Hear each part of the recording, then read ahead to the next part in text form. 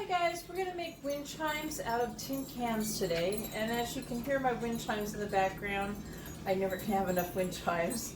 So I chose different size cans so I'd be able to fit one inside the other one to help make noise.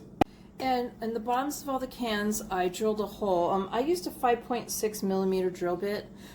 You can use any size you want. You just want to make sure that the hole is big enough for the string that you're choosing to put through the hole. It'll fit through. And you also want to make sure that whatever you're going to use as a stopper for the string not to pull out of the can is going to not pull through the hole. I cleaned the cans and I removed the labels. And with a piece of sandpaper, I filed down all the sharp edges on the insides of the can or anywhere where you're concerned about cutting yourself. I'm going to take a 400 grit sandpaper and I'm going to rough up the outsides of the can so the paint will stick to it better.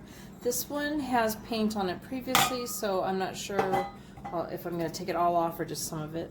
So I'm going to do the first coat, matte acrylic paint, bright yellow, and it's quick drying. I'm now using the color Cloudless by Apple Barrel. The last paint was Apple Barrel. And you could also use a primer as your first coat of paint if you wanted to. You could spray paint it on. And I'm doing the can, the smaller can in this color. So I've got all my cans painted. I did a total of 3 coats on each can, and I let them dry an hour in between each coat, except for the third coat. The third coat, I went ahead and I let that dry overnight, and I also did the third coat, instead of with a paintbrush, I used these sponge dabbers, and I put the paint on with all that, and it just kind of gave it a nicer look to it instead of the streaks of a paintbrush. I get these sponges at the dollar store, so they're really cheap and you get 3 in a package. I forgot to say, for the third coat of the yellow can, I used a lighter yellow. I used Yellow Flame. For the white cans, I'm going to put cloth on this one, and I have little cloth rolls. I got this at Walmart a while back with a couple other ones, and Dollar Tree carries them too. I'm going to be using the lemon one that I got, and I've already cut it out. I pretty much measured the top part of the can with the straightest edge of the material and up to the rim, and I went all the way around and I overlapped it about an inch. And then the bottom half, I left it about a ½ inch overhang on the can, and I just used a ruler across the material to cut a straight line for that one. Okay, so I put a rag under my can to keep it from rolling.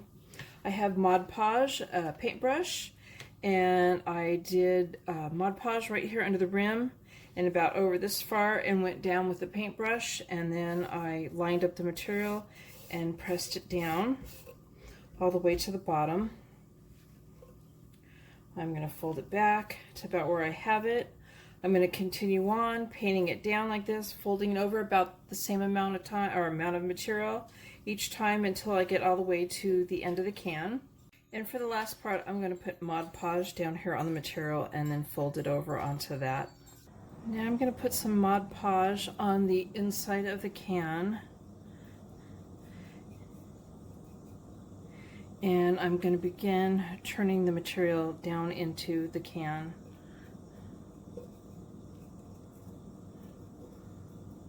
And sealing it on that. And I'll just keep going around finishing it until I get to the last edge and go on top of the material on the inside with that. And I'm going to let that dry for 20 to 30 minutes now. Okay, so that's dried, and then I went ahead and I sprayed Rust-Oleum 2 times Ultra Cover, Semi-Gloss Clear, and this seals and protects. I went ahead and I did 2 coats of that, and I only waited a couple minutes in between. There were 2 light coats, and I did the top and the cloth, and I let that dry for about an hour after I did that. Okay, so lightly with a pencil I drew a circle and then a smaller one inside the circle, and I did one right here in the middle of it. I did a even smaller with a smaller circle inside. These are going to be flowers, and I'm just doing this to show you a good way or easy way to make flowers. So I just got these markers. They're Sharpie markers, and they are, says no prepping or priming needed. Colors layer without blending. Boldly mark on paper, metal, wood, ceramic, glass, rock, and canvas. Water resistant and fade resistant. So I thought I would go ahead and I'm not advertising for them. I just saw these. I thought they looked so neat. I'm dumping them all over the table. And so I thought I'd go ahead and try it on this. Okay, I like how that came out. So that was really easy to draw with, or I could say paint because there's supposed to be acrylic paint. And I'm going to go ahead and I'm going to do this flower right here on camera.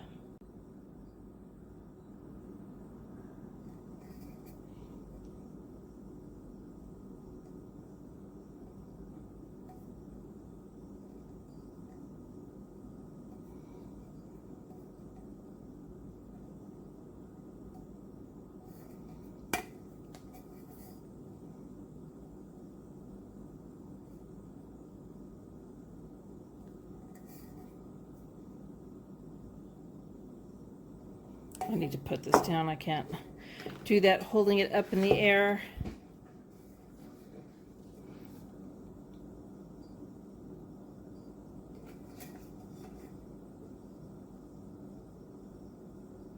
And I'm just going around the circle, and I'm going a little out of the circle, staying in the circle a little bit. It doesn't really matter, just, you know, I'm trying to not go overboard out of the circle. And it just kind of gives you a marked off area of where you're supposed to go, and to fill it in, it helps you to make the flower. I have no idea how many times I've moved this out of the camera shot, turning it around.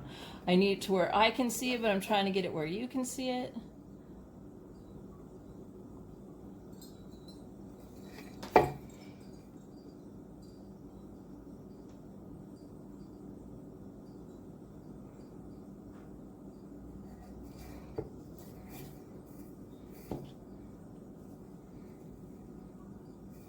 So on the inside of the flower, I did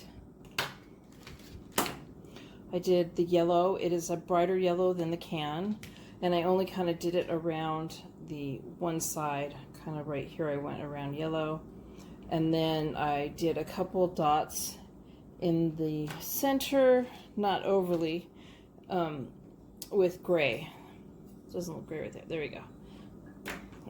And I think I'm going to use this color right here to do the smaller flower. I'm not going to bother putting any dots in the center of that one because it's so small that it would just become one big gray dot. I'm going to continue on around the can. Again, you're going to draw a circle lightly. Don't draw it dark in pencil. Then you're going to draw a smaller circle in the center, and then just start doing the petals. Each petal, just keep going right next to each other until you have the amount of petals you want. Okay, so I finished the designs on this one. I'm keeping it very basic and simple. You could do more design. You could use a paint and paintbrush instead of the paint pens that I had showed you. And the clear varnish that I had painted on this can, I did 2 coats on each of these too. I found 2 lids and I drilled holes in them the same size as I did in the cans, lightly sanded them. I'm going to paint them. I'm going to use these as the wind catchers. And if I didn't say it before, you could also use a nail and hammer to make the holes in all these. So I cut a piece of fishing wire, and I don't have a precise measurement. I just made sure that it was long enough that when it went through the can and out the other side, there was quite a bit hanging down below that I could work with, and enough hanging above the can that I could also work with. So what I'm going to do is I'm going to fold the string in half, grab the loop, and tie it and pull it back through. Like that. And now I'm going to go ahead and I'm going to put the loop back through one more time to just kind of double knot it, get it a little bit tighter, and go right on top of the other knot with it. I have a bead that won't go through the hole, and I took the top of the loop and I stuck it through the bead. I'm going to pull it through. And now I have that knot to judge where to go. I'm going to go back through the loop from the underside, or the bead from the underside with the loop, the top of the loop again, and pull it back through.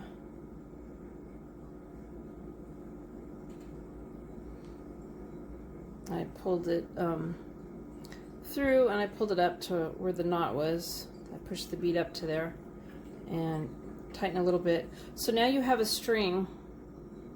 You have a string going over the bead. So I went through the bead with the string. I came back up the bottom side and pulled it out the top again and tightened it. I did that one more time the exact same way. Went through the bottom of the bead and came back up and tightened it again.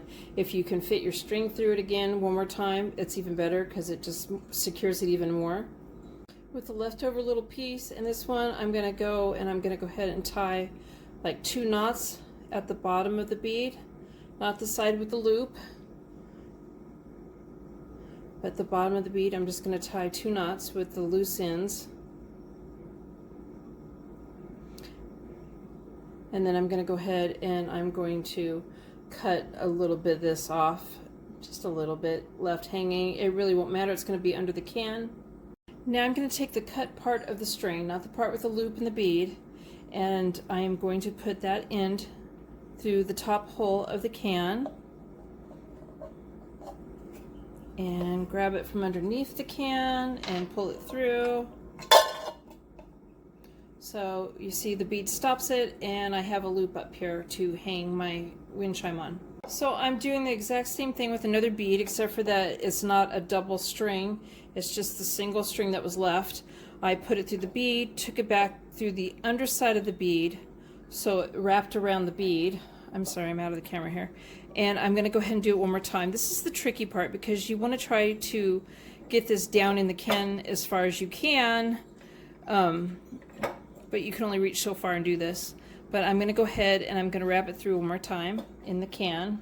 And now I'm going to go ahead and I am going to take my can and I'm going to take the straight string. I'm going to put it through the top. And I'm going to drop the string and try it again. The thing is with this one, this can is smaller, so it's going to be a little bit harder to grab a hold of the string as you push it through from the other side because you can't get your hand in it as well. And that's one of the reasons you should be sanding the sharp edges of the can off, because you do not want to grab a sharp edge trying to grab the string.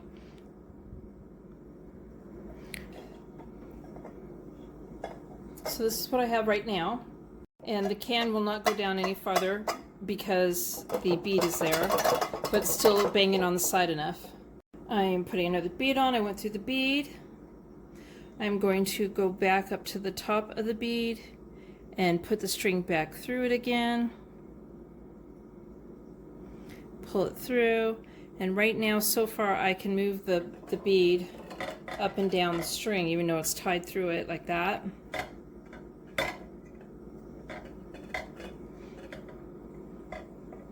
I'm going to do it another time, and I still should be able to move the bead. Yes, I can.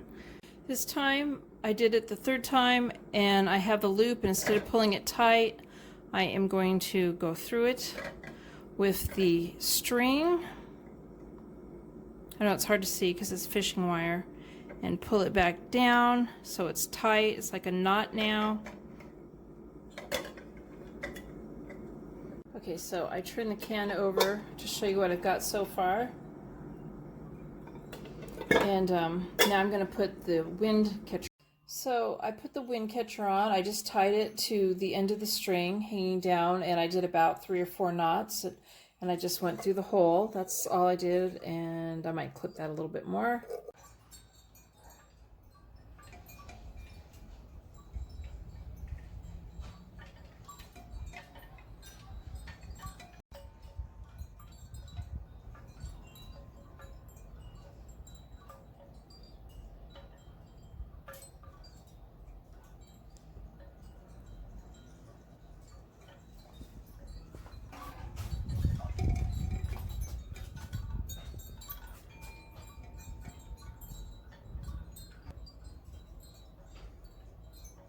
So there's my tin can wind chimes. I hope you guys like this video. Please give it a thumbs up and subscribe to my channel, and thank you guys for watching.